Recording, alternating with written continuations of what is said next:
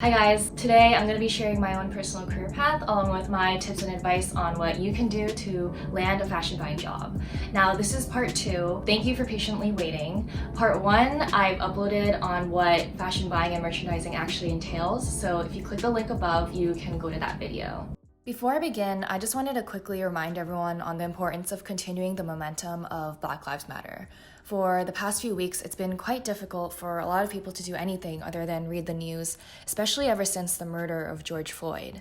This is not just a trend, it's a movement for basic human rights and a fight to end racism.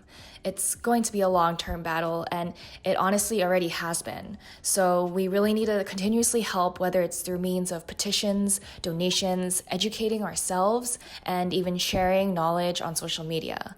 We all really need to step up and show our support to the Black community at this time.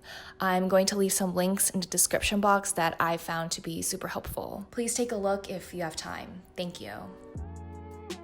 How did I get into fashion buying? So I'll walk through my own personal career path, and I didn't take like a direct route into buying, so hopefully this is like good inspiration, or it teaches you that there's no like one right way to get this kind of job. So I'll start off with high school, because I've actually received a lot of questions from high schoolers, and mad props to you guys, because in high school I had no idea what I was doing with my life. During this time I just worked hard to get good grades. I was in like a few extracurriculars, but nothing crazy. Work-wise, I was a camp counselor one summer, and that was pretty much it. And when it came to applying to colleges, I was honestly clueless. I had no idea what to do with my life. I really loved art and fashion, but in order to get into like a design school, you have to have like a portfolio ready. And I did not have a portfolio ready. I never went to like art classes, or, never really thought ahead about college applications. So by the time I had to apply, a lot of the applications I sent out were basically like, oh, undecided, or for like those very general studies programs. And I did apply to some business programs because it didn't really have any like requirements on the applications, and I was pretty good at math. So I just thought like, oh, this can be applied to like many different industries. So by the time I decide what to do, maybe business will be useful. I had hopes to go to NYU, but when I saw how much they would be charging me, even with a scholarship, it was so expensive. So I ended up enrolling at Rutgers, which is my really big state school. And I also got a scholarship there, so I would like not have to pay to go to school. And this was a lot more financially responsible and very helpful to my family, so I ended up enrolling there. In college, I just like magically became so much more motivated and proactive with my career. And I really think it's because I enrolled in the business school, because there's just so much more emphasis on having to take on internships. And also there's like kind of a negative reputation on like business schools in general for people being a bit more competitive and like comparing jobs and such, which is like kind of true, but I think it kind of acted as like a wake-up call for me, because I was so unmotivated before. I began taking some time to actually do some research and see, oh, what kind of jobs do I want in the future? And I soon realized that, oh, I can still work in fashion even though I didn't go to a fashion or design school, because I can work on the business side of the industry. And that's when I just found out about buying, and I realized it'll be a really good fit for me, because you're not only just looking at the product and you have to have a sense of the fashion industry itself, but you also have to be good with numbers, and you're always analyzing sales and inventory. So because I was comfortable with both aspects, just mixing them together, buying just sounded like a really good fit for me. So this is also why I chose supply chain specifically as my major, because that directly is talking about the entire process of a company manufacturing product all the way to selling it to the customer. I also picked art history as my minor because I was genuinely interested in learning more about art and just wanted to take advantage of the different programs that Rutgers offered. Work experience wise, I worked as a sales associate at a retail clothing store, and then the summer after freshman year, I got my very first internship at a multi-brand showroom in sales. I mainly helped out like inputting orders, sending emails to customers, and also did some of the dirty work like boxing up samples and mailing them out. Sophomore year, I was interning at a beauty company, and I was mainly auditing and tracking their big warehouse shipments. And I also started working as a computer lab consultant on campus. Junior year, so the first semester, I interned at a designer brand in their wholesale division. So this is on the selling side. So we would have buyers come in and help sell our pieces, very similar to the showroom internship. And I would just help out with like our sales reporting, analyzing that data, and also just researching on potential customers. And then the summer after that is when I actually received an offer for a buying internship at a department store. Now, this is what I've been kind of like building up and working up for throughout my college years, ever since I learned what buying was. But this is also when I kind of realized that I had other considerations in my life regarding my own career. Unfortunately, fashion jobs do not pay a lot, and this is pretty well known, but some of my internships were unpaid. And I know things are kind of changing, but the reality of the industry is that it is not very well paying, especially because this is the type of industry where you kind of have to put your time in order to move up. So during this time, I was honestly kind of like reevaluating my whole career path and realizing, oh, should I go into another industry? Maybe I can go into fashion later in my life. And honestly, what was tugging me the most is that immigrant child guilt. Maybe some of you understand, but more and more I realized when I graduate, work a full-time job, I want to be the one financially supporting and helping out my parents. So instead of taking that buying internship, I actually took an internship offer in operations at an investment bank.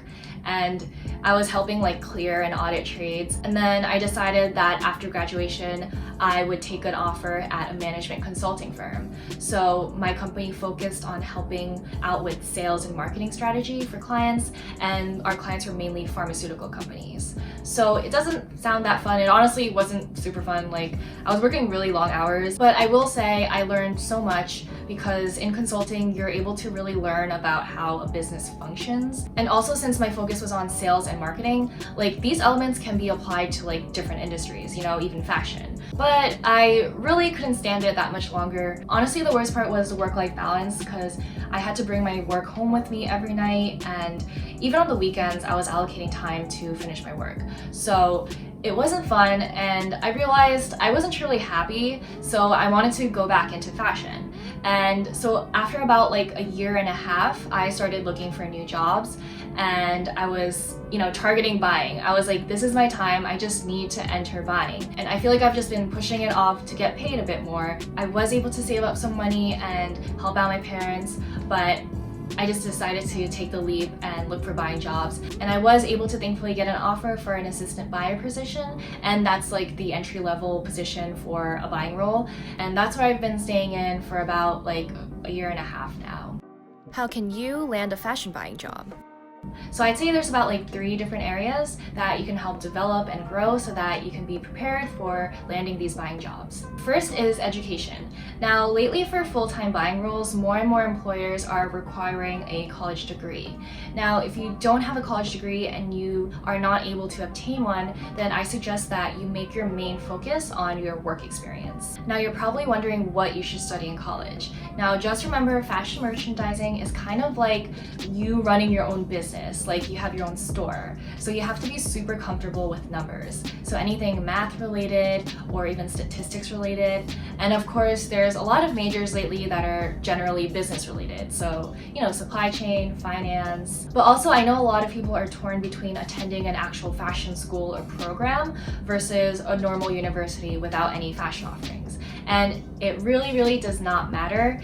In buying, yes, there are people that, majored in fashion merchandising, but there's also a lot of buyers and employees that, have never gone to a fashion school, never got a formal fashion education. And you realize this more and more as you get older, but no one is really going to be picky on what you majored in college. People are kind of looking to just see that you have a degree or an education. What's more important is your actual experience and showing what skills you've learned from these experiences. So you should pick a college based on what learning environment you actually want to be in. With fashion schools and programs, they're very niche in their curriculum. So your knowledge and education is going to be really specialized towards the fashion industry. So this is good if you know for sure this is the industry you want to go into. And also you're going to be surrounded by a lot of people that are like-minded and interested in the same things as you, so you'll have a great network. And because so many successful figures come out of these fashion schools, then these schools also have good connections with these fashion companies, and therefore these companies will recruit directly on that campus. This also does mean that you're going to have some more competition with the types of jobs that you're interested in, since your classmates are more likely going to be going after the same jobs as you. And you also might feel a bit restricted if you had other subjects that you wanted to study, because these fashion schools might not have a lot of different majors to choose from. Now with normal universities that don't have a fashion program, you're gonna have a lot of majors to choose from. Now the most popular ones are usually ones that are business related, so it could be like business or supply chain, marketing, finance, economics. These will all help you learn about what it takes for a business to function. But also don't feel restricted, because in buying, as I mentioned before, not everyone is a business or merchandising major. I've seen people with majors that, have nothing to do with merchandising, like English or a foreign language. Go out and study what you genuinely want to learn about. There's also a higher chance of less students in your class going after the same jobs as you. And this will also kind of help you stand out as a candidate, especially if you have like a unique major that maybe a recruiter has never seen before. Now, what might be a little difficult is that not all of these normal universities have a lot of connections with fashion companies, so you'll have less fashion companies coming on campus, putting up job postings, and you might just have to do your own research online to find these jobs. Second is work experience. Now, just know that all of your previous experiences don't have to be buying related when you're applying for a buying job. Before I got my job, I never actually had experience, whether it's an internship or a part-time job, directly in buying. You really just want to make sure your experience helps you develop skills that are useful in buying. So this could be things like working well in a team, paying attention to details, and you also want to prove that you're comfortable working with both qualitative and quantitative data. Now, that means qualitative, like knowing what the customer needs and wants and seeing what the trends are in the industry. And quantitative, meaning like actually working with the numbers. So if you know your basic retail math, some statistics, like if you get an Excel workbook, will you know how to use the Excel formulas? That being said, I highly recommend you get internships during college.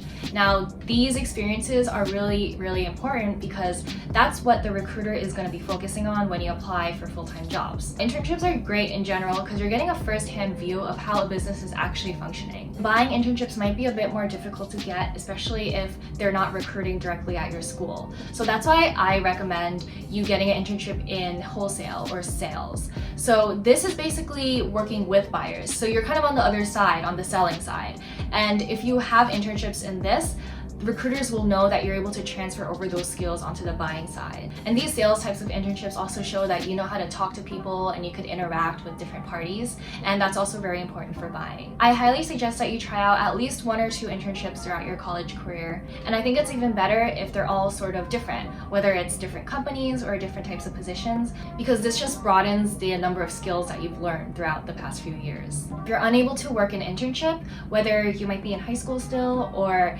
you just weren't able to secure an internship opportunity, my next biggest recommendation is to work in retail sales. And this includes being like a sales associate or a stylist in a store. Recruiters love seeing sales associate positions when they're hiring for buying, because being a sales associate, you really understand what the customer wants. Like, you're helping out customers all day, you're recommending product, you get a better view of what they're looking for and what they shop. Meanwhile, you also know what the company is selling. You know the product, you are an expert on it, and you also are essentially, being a representative of the company and its values. I know retail sales positions are very limited, especially here in the Northeast because of COVID, but hopefully once stores can open up, this is a really good opportunity. And honestly, it doesn't even have to be in a clothing store. As long as it's a position where you're selling product to a customer, it just proves that you'll adapt well to a buying position, because so much of buying is digging deep on what the customer wants. Now, if you've already been working in a different industry and you want to make the switch over to fashion buying, don't be discouraged and don't worry, because it's still possible. Not gonna lie, I was a little worried on how I'm gonna make the switch because I was in a completely different industry. Most of my clients were pharmaceutical companies. So this has nothing to do with fashion, but how will I make it work? Since most of my previous work was business related, I realized that I learned so many different skills throughout the past few years, and I can transfer them over to a different industry. So if you're worried or feeling a bit stuck, just take a step back, and I suggest you kind of like list everything that you've done in a past job, and then kind of figure out like what are the skills that I've learned and developed. Third are extracurriculars. Now, this is your way of showing recruiters what you're interested in, what your passions are. And it doesn't necessarily have to be related to what you're studying or what you want to work in. These can vary from like volunteering at a nonprofit to playing a sport or being a part of a club. Literally everything that you do outside of school and work counts. Now, my recommendation is that you become super active in at least one extracurricular that you really care about. Recruiters like seeing people that are involved in their community and ones that demonstrate leadership skills, because in buying you're going to have to make a lot of important decisions, and recruiters are going to want to know that you can handle making these decisions and also your kind of thought process behind them. And also you're going to have a bunch of other responsibilities to take on, so recruiters are going to want to know like, oh, this person can handle them. If all of your experiences and even education are fashion related, this is a good way of standing out by being active in something that's not fashion related. And it also can work the opposite way. If you feel like your education and your work experiences aren't related to fashion at all, but you want to show recruiters that, hey, you're serious about working in the fashion industry, then you can join something like a fashion club or a magazine on campus. In my own college, I was surprised that there weren't that many organizations or clubs related to fashion, but it's something that so many people are interested in. So my friend and I, we actually started our own fashion club on campus. And this honestly really helped because I also felt like being at a non-fashion school, it kind of gave me a disadvantage on getting fashion internships. So making this club, it gave me something to talk about with my recruiters, and it really proved that I was very, very passionate about the industry and learning more. So how can you apply to these jobs? Now, I will give a warning that currently a lot of fashion companies have froze their hiring cycles. I know a lot of fashion internship programs that were supposed to happen this summer were canceled because of COVID. I think most of us are trying to stay optimistic that stores will reopen and they'll be functioning and we'll be back on track for hiring and creating more opportunities down the line in the future. Now, when you're applying, one document that you absolutely need is your resume. So I'm sure most of you know what a resume is, but this one-page document is required for every single job application. And it's basically just one really organized page that quickly summarizes your education and your experiences. And it's so important to get this near perfection because when you're applying, recruiters aren't going to be able to talk to you or hear your story. They're literally judging you based on this one document. So that's why it's really important to put in a lot of effort on your resume, not only on how it looks, like aesthetics wise, like, oh, is it clean, is it neat, is it organized, but also making sure you have all of the important details. What's required on like a basic level is your personal information, your education, and your work experience. So basically everything that we've discussed in like the past few minutes, they should be represented clearly on your resume. So a recruiter should be able to, they download your resume online and they take a look at it. They should know, oh, this person is at this school and worked here, and they learned these skills. Because after each work experience, you should be in bullet points describing what you actually did and what you learned. And nowadays, if you go online, there's so many different like tips and advice on how to create a really good, strong resume.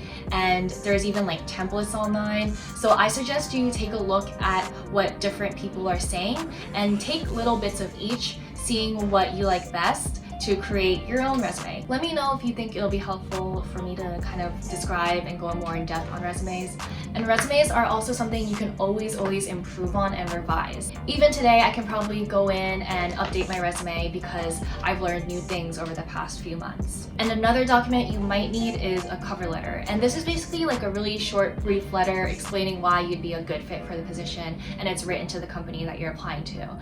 Now, this honestly wasn't required for a lot of entry-level jobs or even internships. So whenever it was optional, I honestly didn't submit one because I thought it was a bit redundant with my resume. But obviously, if it is required, you should submit one. And there's also, again, a lot of templates online, and you just need to personalize it to make it fitting for that specific company. Nowadays, you can find all the job applications online. If you're a college student, your best option is actually looking at your own school's career portal. I found the response rate to be the highest when I actually applied through job postings posted on my school, because this means that these companies are purposely recruiting at your school campus in order to find new hires. And when this happens, these companies usually have like a certain number of spots to fill. And it's actually super helpful when these companies like actually come on campus and show up with the recruiters. They might hold like information sessions or workshops and be at your career fair. And this is super helpful because then you're actually talking to the recruiter in person. You get to tell them about yourself, they learn who you are, and you can hand them a physical copy of your resume. And if a recruiter ends up thinking you're a good fit, they might actually reach out to you about a position. And that's actually how I got one of my past internships.